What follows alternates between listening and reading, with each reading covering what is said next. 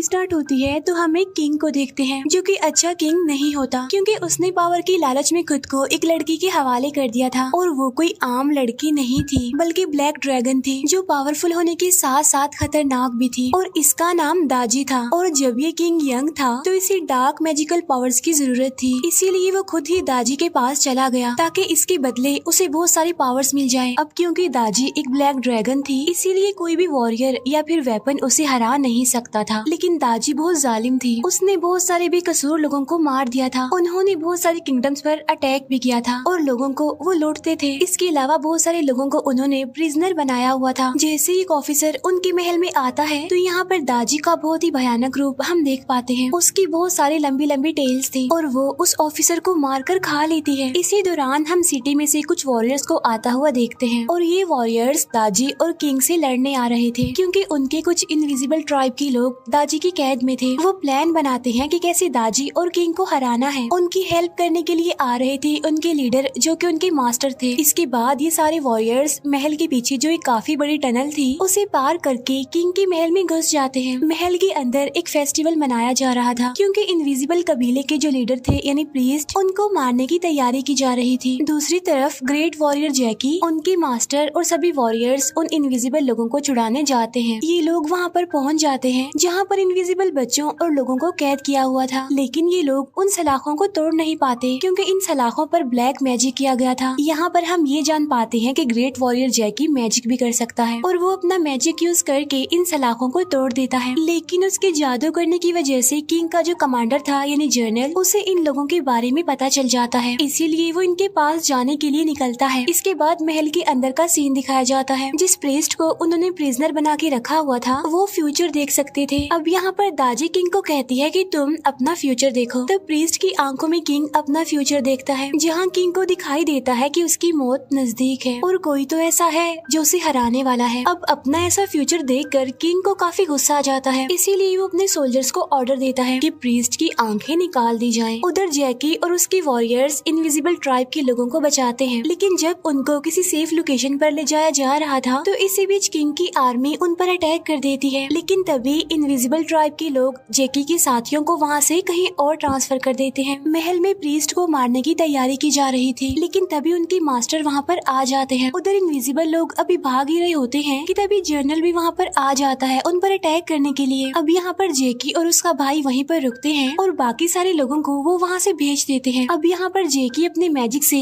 बीच की दीवार गिरा देता है। ऐसा करके वो जनरल और उसके लोगों को दूसरी तरफ कैद कर देता है। इस तरह वो इनविजिबल लोगों को बचा लेता है। महल में दाजी अपने खतरनाक रूप में आ चुकी थी और वो मास्टर को एक कर्स देती है और उनकी पावर्स कम कर देती है, जिसकी वजह से अब मास्टर कमजोर पड़ने लगते हैं। ये देखते हुए वो प्रीस्ट अपनी एक आंख निकालकर मास्टर को देते हैं ताकि वो ठीक हो जाए, लेकिन दाजी उन्हें ऐसा करते देख लेती है और वो अपनी एक टेल से उस आंख को पकड़ लेती है। तभी जैकी और उसके वॉरियर्स भी वहाँ पर आ जाते हैं और वो किंग की आर्मी से लड़ने लगते हैं। अब यहाँ पर जैकी अपने मैजिक का इस्तेमाल दाजी पर करता है, लेकिन अब वो क्योंकि ज्यादा पावरफुल और खतरनाक थी इसीलिए जैकी उसके सामने टिक नहीं पाता। दाजी और किंग इन लोगों पर भारी पड़ रहे थे, लेकिन तभी उनका एक ग्रेट बर्ड वहाँ पर आकर उन सबको बचाकर वहाँ से ले जाता है। तभी प्रीस्ट अपनी दूसरी आंख निकालकर मास्टर की तरफ फेंकते हैं और फाइनली ये वाली आंख मास्टर को मिल जाती है, इसीलिए अब वो अपने किंगडम की तरफ निकल जाते हैं। इसके बाद वो प्रीस्ट भी यहाँ पर अपनी आखिरी सांसें लेते हैं और मर जाते हैं। अब यहाँ पर दाजी के पास प्रीस्ट की एक आंख थी, जिसकी वजह से वो और ज्यादा पावरफुल हो जाती है, इसीलिए वो मास्टर और उनके वॉरियर्स के खिलाफ जंग की तैयारी करती है। उधर मास्टर भी जंग की तैयारी करने लगते हैं, लेकिन अब क्योंकि मास्टर को दाजी ने कर्स कर दिया था इसीलिए वो जब भी अपनी पावर्स इस्तेमाल करेंगे तो उनकी उम्र कम होती जाएगी, यानी वो अपनी उम्र से छोटे होते जाएंगे।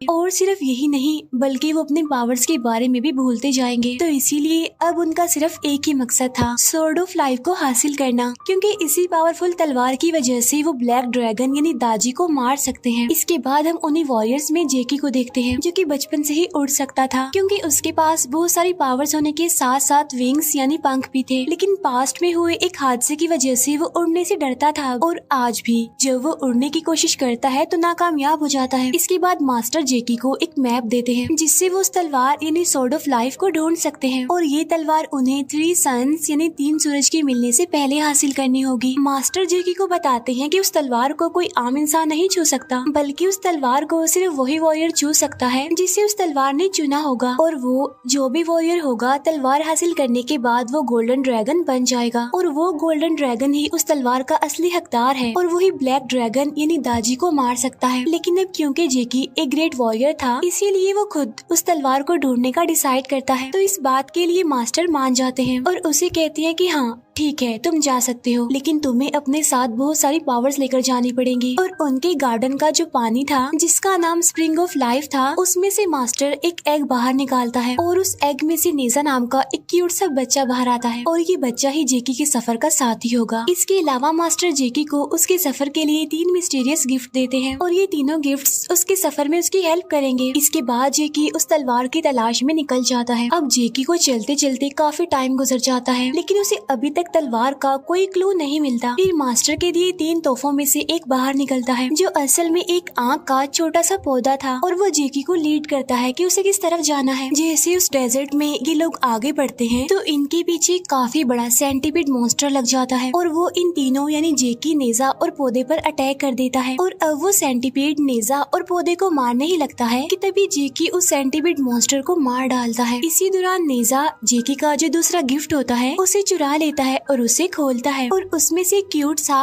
बेबी ड्रैगन प्रिंस निकलता है। वो जैसे ही उसे खोलता है तो वो नेजा पर गैस का जादू कर देता है, जिसकी वजह से नेजा अपने असली रूप में आ जाता है, यानी वो बड़ा बन चुका था। उसे होश आते ही वो अपने पावरफुल फायर व्हील्स ढूंढने के लिए निकल जाता है, लेकिन जेकी उसे रोक लेता है ये कहते हुए कि पहले हमें स्वॉर्ड ऑफ लाइफ ढूंढनी होगी और उसी रास्ते में तुम्हारे फायर व्हील्स यानी तुम्हारा हथियार तुम्हें मिल जाएगा। उधर महल में जर्नल एक लड़की को कंस्ट्रक्ट करता है और उसमें जान डाल देता है। इसके बाद वो उसे तलवार यानी स्वॉर्ड ऑफ लाइफ ढूंढने के लिए भेज देता है और इस कंस्ट्रक्टेड लड़की का नाम डी रखा जाता है। और यहाँ पर जेकी और नेजा एक काफी पुराने और काफी बड़े हॉल में आ जाते हैं। यहाँ पर उन्हें एक आदमी मिलता है जो कि रेत का जादूगर था और वो अपने मैजिक से रेत को कंट्रोल कर पा रहा था। फिर वो अपने मैजिक का यूज करके रेत में से एक गोल्डन वेपन बाहर निकालता है। अब क्योंकि नेजा को वो गोल्डन वेपन चाहिए था, इसीलिए उस रेत के जादूगर पर अटैक कर देता है। ऐसे यहाँ पर इन दोनों की लड़ाई होने लगती है। अब नेजा को बचाने के लिए इस लड़ाई में जेकी भी आ जाता है और तब ये तीनों लड़ते लड़ते एक अलग ही दुनिया में आ जाते हैं। फाइट के दौरान वो रेत का जादूगर अपने असली रूप में आ जाता है और असल में वो कोई और नहीं बल्कि एक वॉरियर था और वो दाजी के कर्ज की वजह से यहाँ पर कैद था। अब क्योंकि जेकी ने उसे वहाँ से आजाद किया था, इसीलिए जेकी उसे मास्टर के दिए हुए गिफ्ट्स में से तीसरा यानी लास्ट वाला गिफ्ट उस वॉरियर को दे देता है और वो गिफ्ट एक डॉग था। अब वॉरियर और उसका वो डॉग वहाँ से निकल जाते हैं अपने हथियार के लिए। इसके बाद जेकी और नेजा भी अपने सफर पर निकल पड़ते हैं। जैसे ही रात होती है वो एक गाँव में चले जाते हैं। गाँव पहुँचते ही नेजा और जेकी एक दूसरे से अलग अलग हो जाते हैं ताकि जल्द से जल्द 3 सूरज के एक साथ मिलने से पहले तलवार को ढूंढ लिया जाए। उस गांव में वो उसी लड़की डी से मिलते हैं और ये वही लड़की थी जिसे जनरल ने कंस्ट्रक्ट किया था ताकि वो तलवार को ढूंढ सके। और जैसे ही जेकी उसे देखता है वो उसे अच्छी लगने लग जाती है। अब ये लोग एक जादूगरनी को ढूंढने जाते हैं जिसके पास एक मैजिकल बोट थी यानी जादुई बोट, ऐसी बोट जो किसी को भी अपनी मंजिल पर पहुंचा सकती है। अब जैसे ये लोग उसकी बोट चुरा रहे होते हैं वो जादूगरनी जाग जाती है और इन पर वो अटैक करने लगती है,